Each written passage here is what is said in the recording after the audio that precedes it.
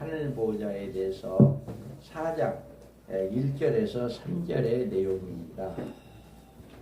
요한계시록은 하늘에 있는 하나님의 보호자의 모습입니다.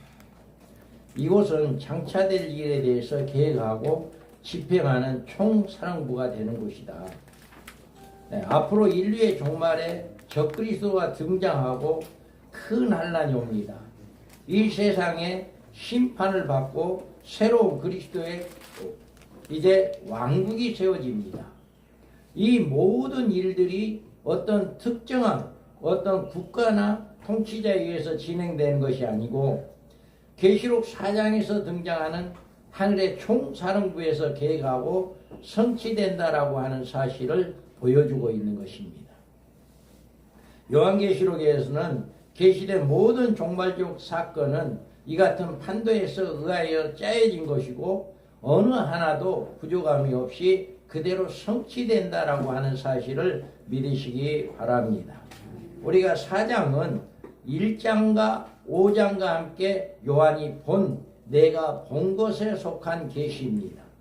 많은 사람들은 장차 될 일에 대한 계시를 4장 이후로 생각하지만 4장과 5장은 장차 될 일에 대한 계시가 아니다. 장차 될 일에 대한 계시는 6장에서 어린 양이신 예수님이 보좌에 앉으신 이에 오른손에서 7인으로 봉한 책을 취하심으로 그 인을 떼시는 일로 시작된 것이다. 그래서 여기서 우리는 하늘에 열린 문이다. 이 일 후에 내가 보니 라고 이야기합니다.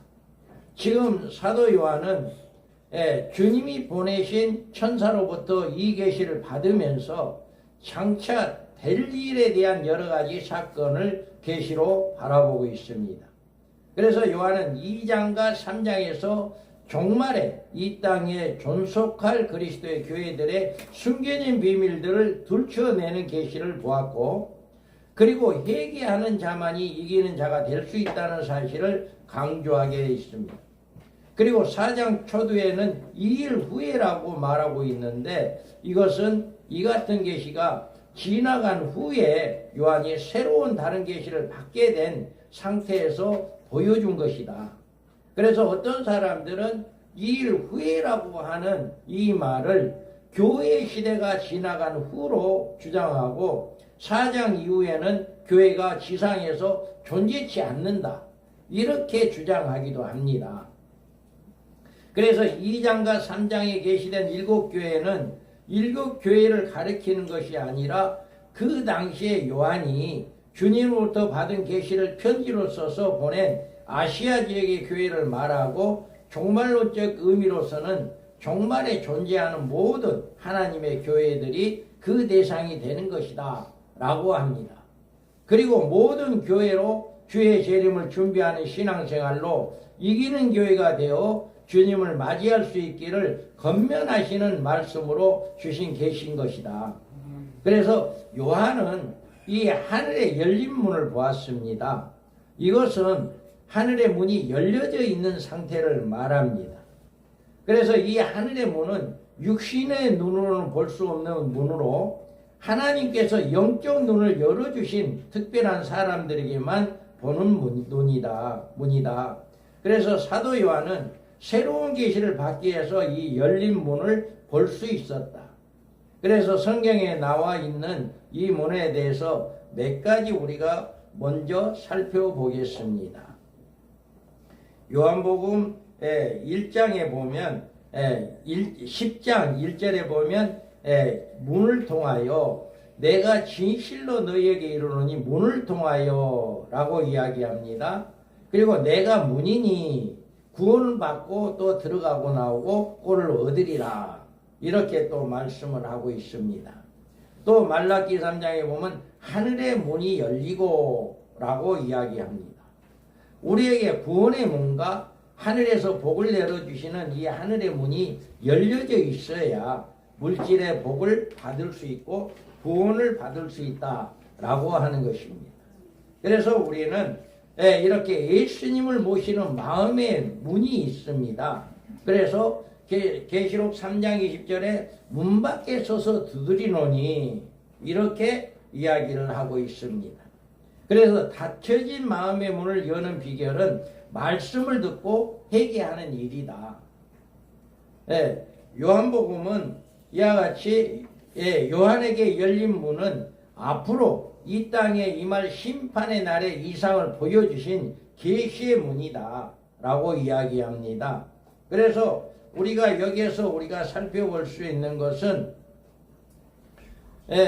요한이 나팔 소리와 같은 음성을 들었고 이 음성은 주님이 요한에게 들려주신 음성으로 주님은 요한에게 이리로 올라오라고 하신 것을 이야기하고 있는 것입니다.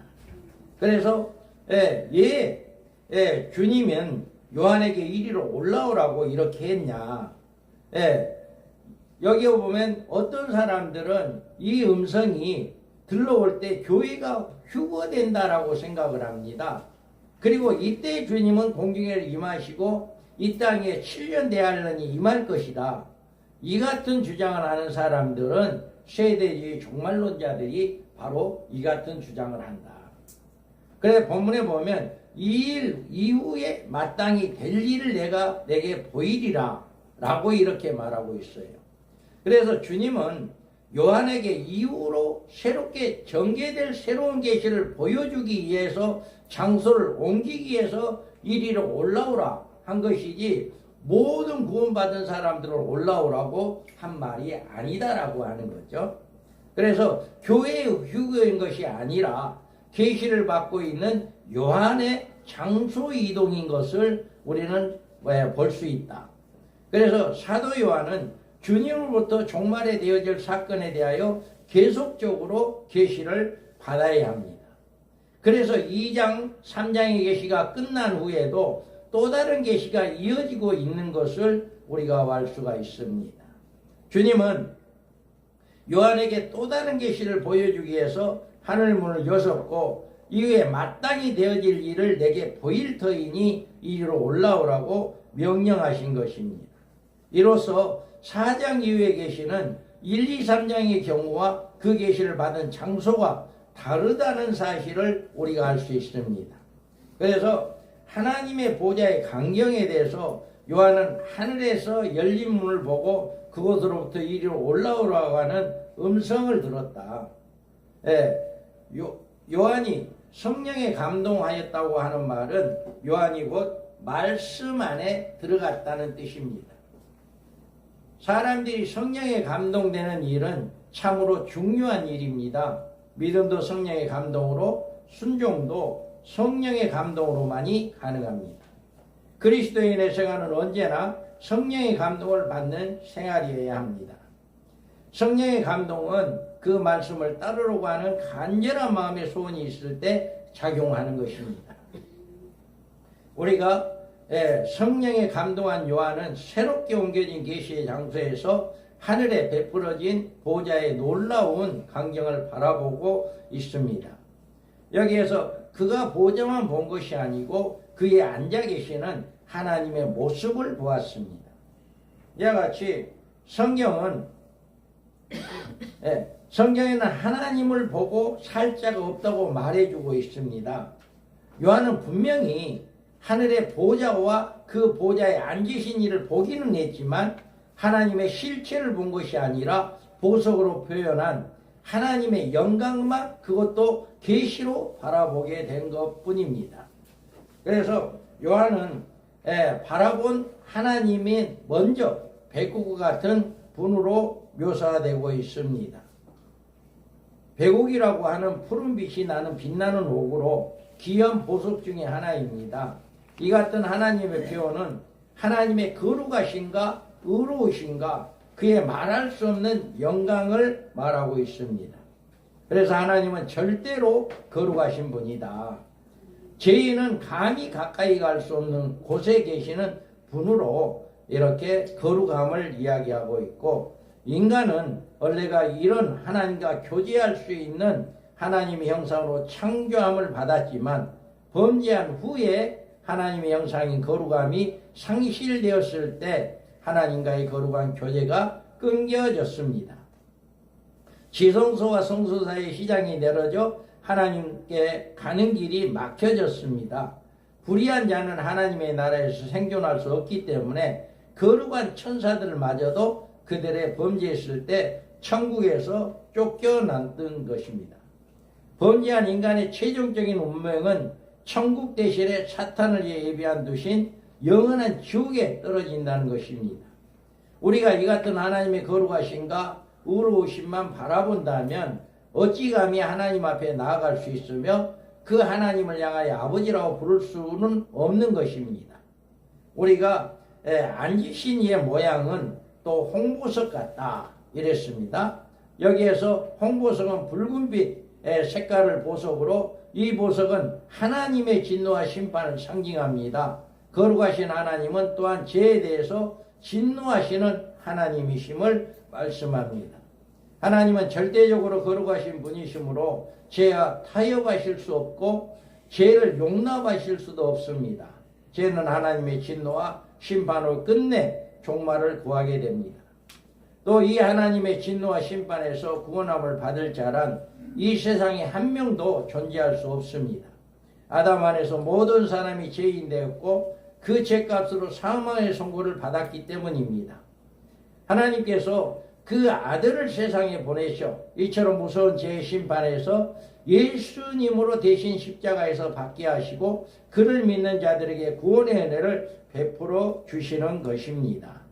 그래서 이 같은 하나님의 사랑과 은혜를 거역하고 끝까지 그리스도를 영접하지 않을 경우 그의 운명은 홍보석으로 상징된 하나님의 무서운 진노와 심판을 받게 되어진다 라고 합니다. 그래서 홍보석을 붓다는 말은 피를 상징하고 이 피는 성경의 죄값으로 나와 있습니다. 율법을 따라 거의 모든 물건이 피로써 정결하게 되나니 피 흘림 없은즉 사함이 없느니라. 또 여기에서 무지개가 나옵니다.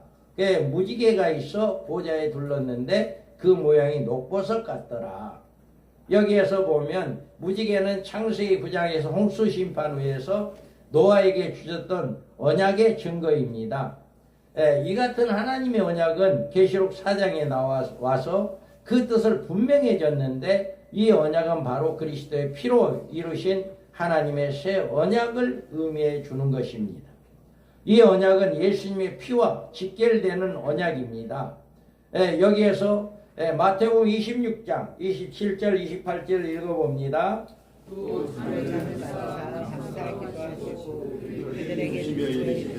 너희가 다 이것을 마시라. 이것은 제사함을 얻게 하려고 많은 사람을 위하여 흘리는 바 나의 피 곧 언약의 피니라.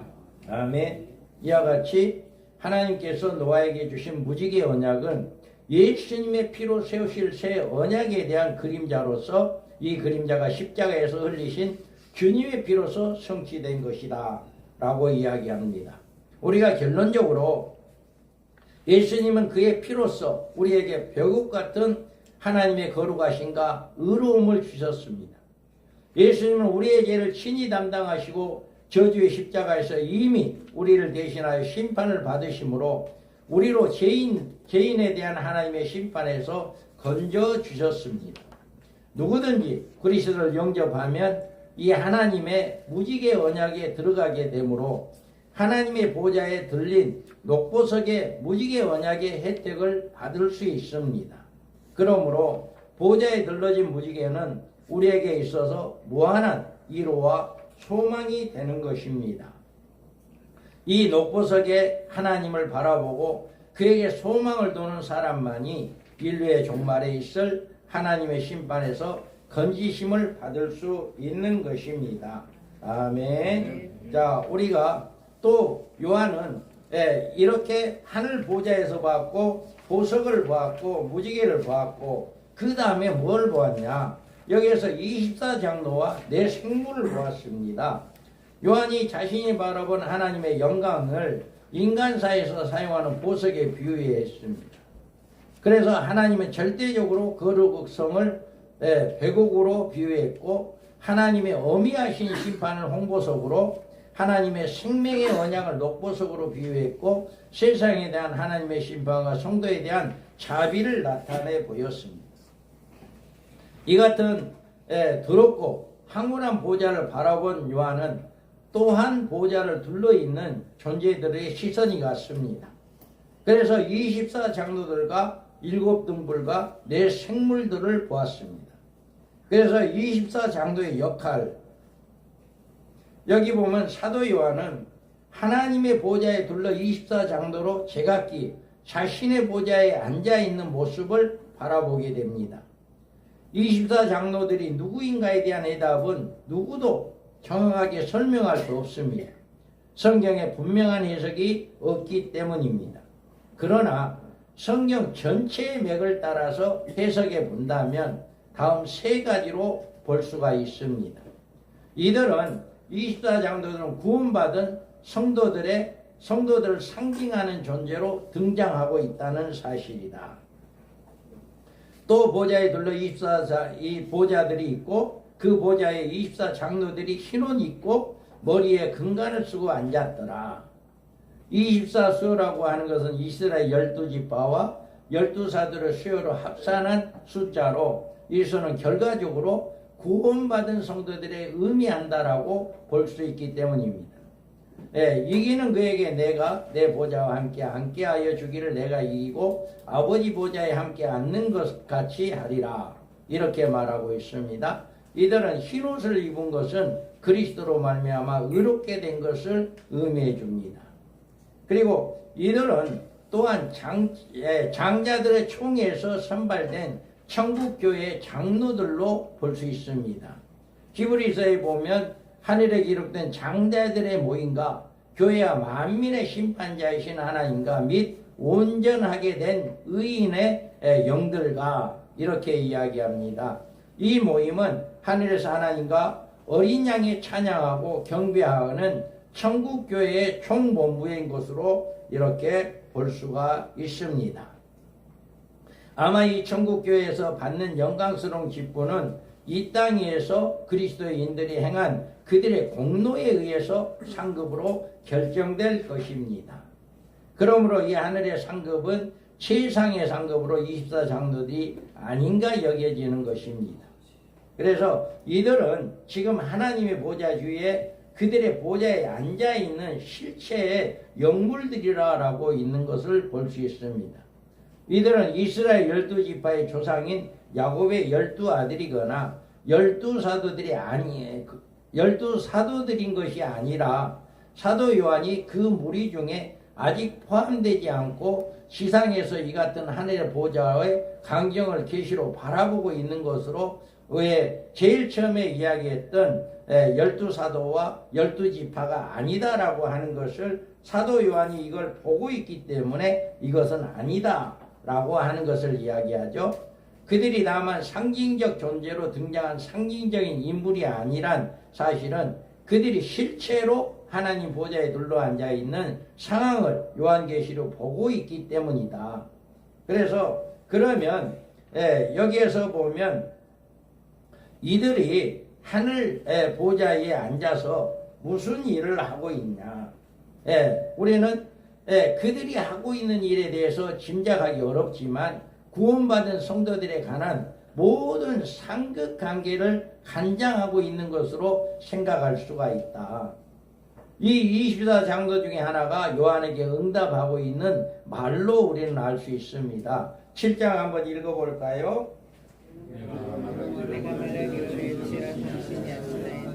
그가 나에게 이르되 어디로 관에서 나오는 자는 어린 양의 피에 그 옷을 씻어 희게 하였느니라. 그러므로 그들이 하나님의 보좌 앞에 있고 또 그의 성전에서 만날 하나님을 섬기매 보좌에 앉으시니가 그들의 장막을 씻으시니 그들이 다시 줄이지도 아니하며 목마르지도 아니하며 배나 아무 뜨거운 기운에 상하지도 아니하니 이는 보좌 가운데 계신 어린 양이 그들의 목자가 되사 생명수샘으로 인도하시고 그들의 눈에서 모든 눈물을 씻어주실 것입니다.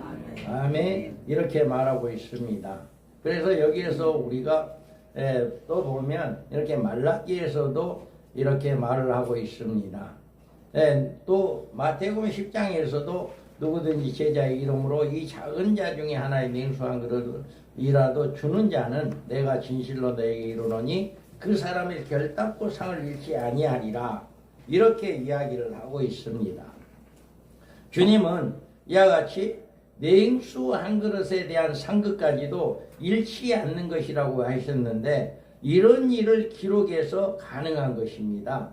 그러므로 내 사랑하는 형제들아 견실하며 흔들리지 말며 항상 주의 일에 더욱 힘쓰라. 힘쓰는 자들이 되라. 이는 너희 수고가 주 안에서 헛되지 않을 줄을 알미라. 이와 같이 말하고 있습니다. 이런 것들을 일일이 면밀히 기록하는 직분자가 하늘에 있는 것을 우리가 생각해 볼 수가 있습니다. 우리는 이 7등불을 보았습니다. 여기에서 또 보좌로부터 번개와 음성과 우레소리가 나고 보좌 앞에 켠 등불 7이 있으니 이는 하나님의 7영이라 라고 이야기합니다. 요한은 이처럼 24장로를 바라보고 있는 가운데 보좌에서 나오는 우렁찬 소리를 들었습니다. 번개와 음성과 우레소리가 났다라고 합니다. 이 소리는 하나님의 보좌의 의미를 말해주고 그리고 번개와 음성과 우레소리는 종말에 이 세상에 심판하시는 하나님의 심판에 들어옴을 보여주신 것입니다. 그러면 요한은 보좌 앞에 7등불을 켠 것을 보았고 여기에서 7영이다 이야기합니다. 7영이란 곧 성령을 말하고 성령이 등불로 나오고 있는 하나님의 빛이기 때문입니다. 7이란 수는 하나님의 안식을 의미하는 숫자이기 때문에 안전한 수를 의미합니다. 7등불이 하나님의 영이라고 표현하고 있는 것은 하나님의 안전한 영을 의미하기 때문입니다. 성령은 한 하나님의 본체를 이루시는 성삼위 되시는 성령 하나님을 의미하는 것입니다. 이와 같이 하나님의 성삼위는 하늘에서 성자와 똑같이 인격적인 하나님으로 존재하고 계심을 보여주고 있는 것입니다. 이 성령이 그의 마음에 거하는 사람은 성령이 가지고 계시는 성령의 빛을 통해서 우리는 그리스도의 빛을 발산할 수 있는 것입니다. 예수님은 우리에게 너희의 세상 빛이라 라고 말씀하는데 성령을 받은 사람들만이 빛의 역할을 할 수 있다라고 하는 것입니다.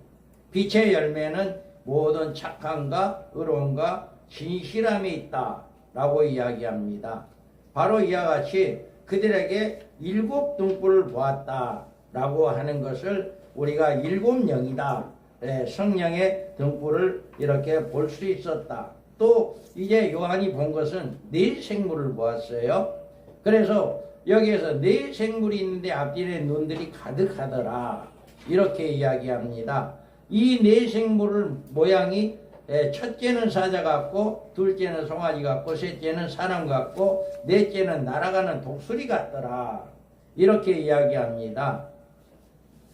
그래서 여기에서 보면 이 4생물은 그들의 특징대로 표현한 사자나 송아지나 독수리나 사람처럼 생긴 생물이 아니다. 이 같은 표현은 그들이 하나님의 보좌에서 일하는 사역에 따른 표현으로 상징적 의미를 붙여진 것이다. 이 생물들은 에스겔서에 그 모양과 그 활동의 모습이 자세히 나와 있습니다. 그 속에 4생물의 형상이 나타나는데 그들의 모양이 이러하니 그들에게 사람의 형상이 있더라. 여기에서 그것을 내가 그발 강가에서 보던 이스라엘의 하나님 아래에 있던 생물이라 그들의 그룹인 줄을 내가 아노라. 이와 같이 이들에 대해서 그룹이란 이름이 부여해주고 있습니다.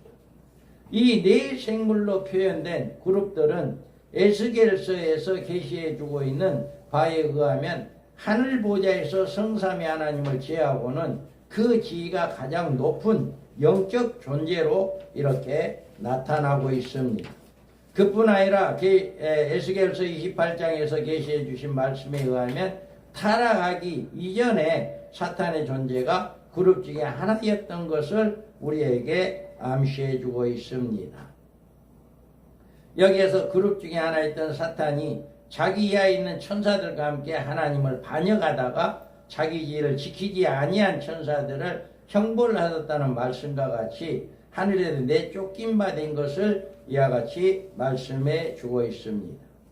우리가 24장로가 네 생물들이 하나님의 보좌에서 하는 가장 핵심적인 일이 무엇인가 라고 하는 겁니다.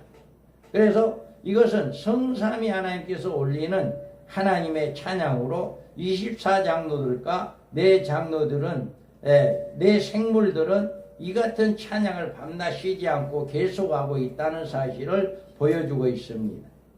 그리고 24장로들도 하나님 앞에 엎드려 자신들이 쓰고 있는 면류관을 하나님의 자정에 계시는 보좌 앞에 던지며 하나님을 찬양하는 모습이 11절에서 아름답게 보여주고 있는 것입니다. 여기 보면 우리 주 하나님의 영광과 존귀와 권능을 받으시는 것이 합당하오니 주께서 만물을 지으신지라 만물이 주의 뜻대로 있었고 그 또 지으심을 받았나이다 하더라. 아멘. 이와 같이 말하고 있습니다. 하늘에서 영적 피조물들이 하는 일은 하나님께 영광 돌리는 일입니다. 찬양이야말로 하나님을 가장 영화롭게 해드리며 하나님을 가장 기쁘시게 해드리는 제물입니다. 우리가 여기에서 보면 우리가 부르고 있는 찬송은 이 땅에서만 부르고 그치는 것이 아니라 장차 하나님 나라에 올라가서도 계속하여 부른다는 사실을 우리가 알아야 합니다. 우리가 결론으로 보면 우리는 계시록 4장에서 하나님의 보좌의 모습을 보았습니다.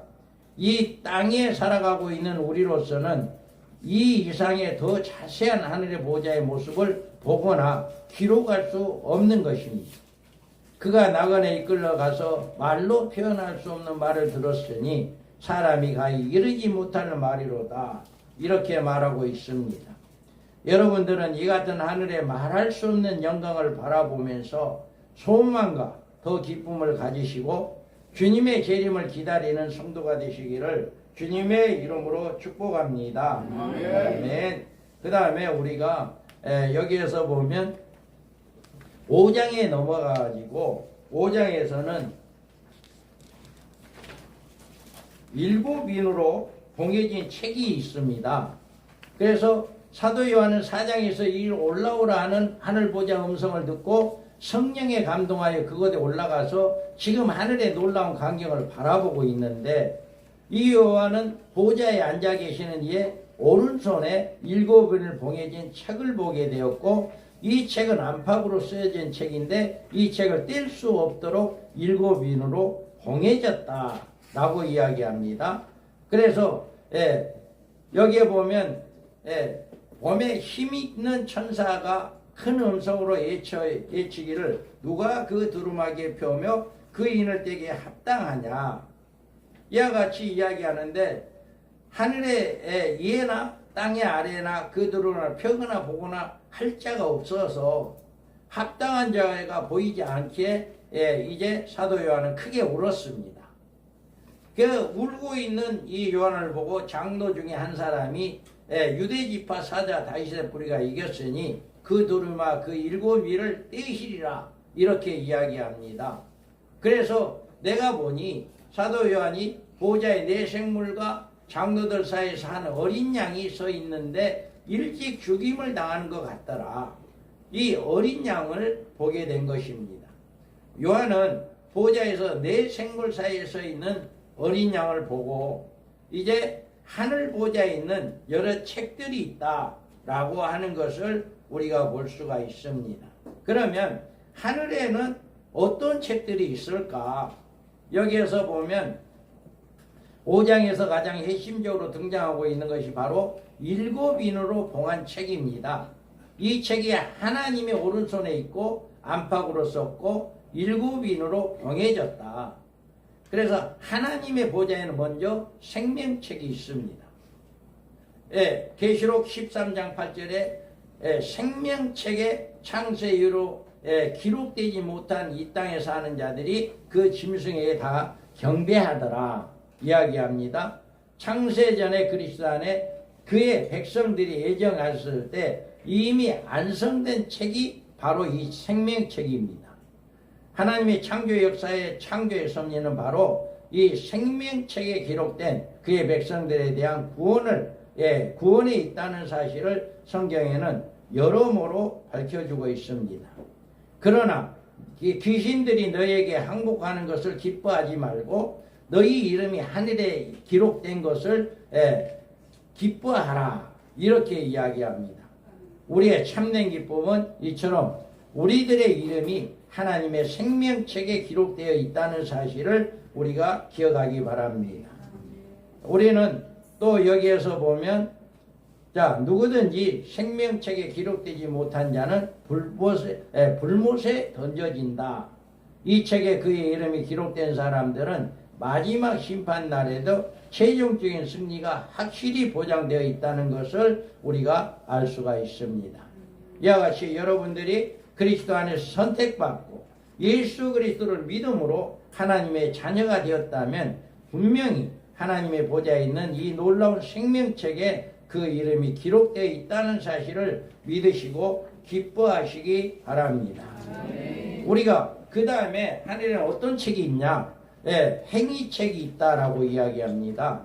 계시록 20장에 보면 여기에서 보면 죽은 자들이 자기들의 행위에 따라 책들이 기록된 대로 심판을 받으니 라고 이야기합니다. 이 책에는 하나님의 심판을 받을 사람들이 모든 행위가 기록되어 있기 때문에 누구든지 자신이 지은 죄에 대해서 부인할 수가 없고 거짓말이나 거짓된 증거가 통과하지 못한다. 하나님께서는 다만 이 책에 기록된 그대로 그에게 심판하실 것이다. 우리는 지난날의 죄는 그리스도 안에서 모두 용서를 받았기 때문에 우리의 행위에 대한 기록은 이곳에 단 한 곳도 없고 우리들이 지은 죄로 심판받을 근거는 아무것도 없다라고 하는 사실은 그리스도인들에게는 놀라운 축복이 아닐 수가 없다라고 하는 것입니다. 그래서 동에서 서에서 먼 것 같이 우리의 죄가를 우리에게서 멀리 옮기셨습니다. 이렇게 말하고 있습니다.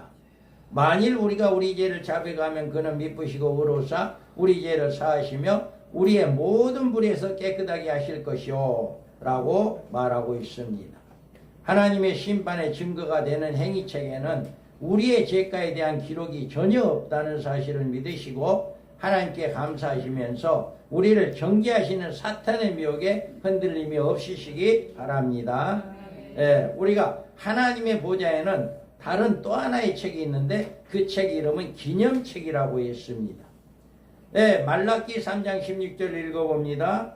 그때 여호와를 경외하는 자들이 피차에 말하며 여호와께서 그것을 분명히 들으시고 여호와를 경외하는 자와 그 이름을 존중히 여기는 자를 위하여 여호와 앞에 있는 기념책에 기록하셨느니라. 아멘. 이와 같이 여기에서 우리는 분명히 매일같이 이 기념책에 기록될 만한 수고와 봉사와 전도와 아름다운 결실이 있기를 바랍니다. 그 다음에 우리가 요한이 마지막에 뭐를 보았냐? 7인으로 봉한 책이 하늘에 있다라고 하는 것을 볼 수 있습니다. 내가 보며 보좌에 앉으신 오른손에 두루마기가 있으니 안팎으로 섞고 7인으로 봉하였더라. 이렇게 이야기합니다. 하늘 보좌에 생명책, 행위책, 기념책이 있고 우리에게 한 가지 더 보여주는 책이 바로 7인으로 봉해진 책입니다. 이 책은 보좌에 앉으신 이의 오른손에 있는 책으로 예수님이 그 책을 인계받으셨습니다.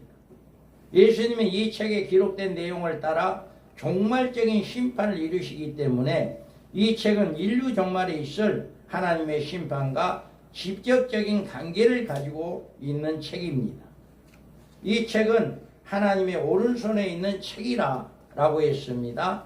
하나님의 오른손에 있다는 말은 하나님의 이 책을 가질 수 있는 존재가 없다라고 하는 것을 의미합니다.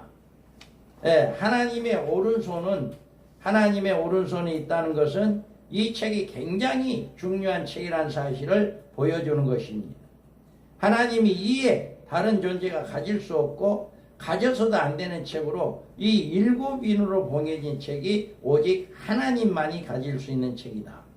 그래서 이 책은 안팎으로 썼다라고 이야기합니다.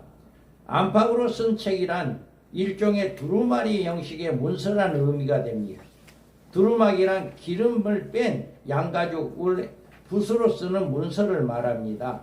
이 두루마리는 종이가 없었던 고대사회에 사용했던 종이 대용으로 중요한 문서를 이 같은 방법으로 기록하여 문서화시킨 것을 말합니다. 안팎으로 썼다는 말은 부족한 것이나 빠진 것이 없다는 뜻으로 모든 것이 완벽하게 기록되었다라고 하는 그런 의미가 있습니다.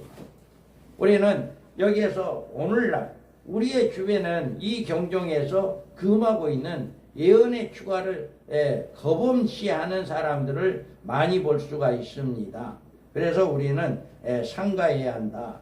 그래서 이 책은 일곱 인으로 봉해진 책이다. 일곱 인으로 봉해졌다라고 해요.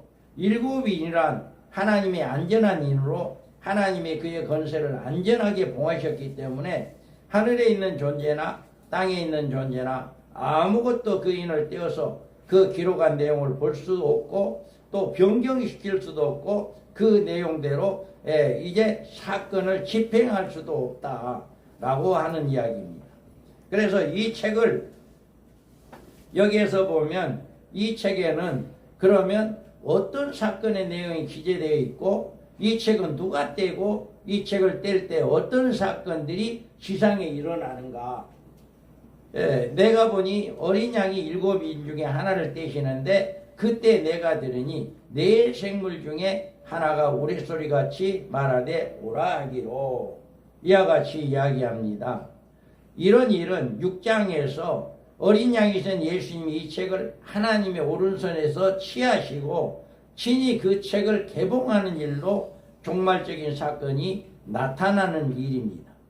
그래서 이 책은 하나님의 심판의 책입니다. 이 책에는 하나님의 심판의 모든 비밀이 낱낱이 기록되어 있습니다. 이 책은 임봉한 것으로 뗄 시기가 정해져 있는 것입니다. 그리고 그 책의 임봉을 뗄 자격자가 있는 것입니다. 하나님도 그 책을 떼지 않으시고 그 책을 떼실 분을 이미 창세전에 정해 놓으셨고 이 책은 바로 이분에 의해서 열려지게 되어 있는 것입니다. 그리고 이 책은 열려진다는 말은 하나님의 최종적인 심판이 시작되는 것이다. 이 책은 요한계시록이 아닙니다. 요한계시록은 임봉된 책이 임봉된 이 책의 임봉을 떼는 것으로 일어나는 종말적인 모든 사건의 계시인 것이다. 그래서 요한은 예수님이 보내신 천사들에 의해서 이 종말적인 계시를 본 것이지 일곱 인으로 봉해진 책의 내용을 보고 그것을 계시한 것이 아니다. 그러니까 우리는 이 책에 지금 일곱 인으로 봉해진 이 책이 요한계시록이 아니다라고 하는 사실입니다. 그래서 요한계시록은 다만 일곱 인으로 봉해진 책 안에 있는 내용의 일부분을 불과한 것이다. 그래서 요한계시록은 주 재림에 관한 종말적인 사건의 계시이고 일곱 인으로 봉인된 책은 이 인을 뗄 때부터 일어나는 심판주의 심판의 이렇게 명령이다 라고 하는 것입니다. 우리가 결론적으로 이제 이 책을 떼실 분으로 어린 양이 하나님의 보좌 중심부에 등장하시게 됩니다. 바로 이분에 의해서 그 인이 떼어질 것입니다. 그때 인류의 최종적인 심판의 막이 오르게 될 것입니다. 우리가 알아야 할 일은 요한이 이 계시를 받을 때 그때 일곱 인으로 봉함된 이 책의 일곱 인이 실제로 떼어진 것이 아니다. 다만 하나님께서 요한을 통해서 장차 있을 이 같은 사건에 대한 계시를 우리에게 미리 보여주신 일에 불과한 일이다.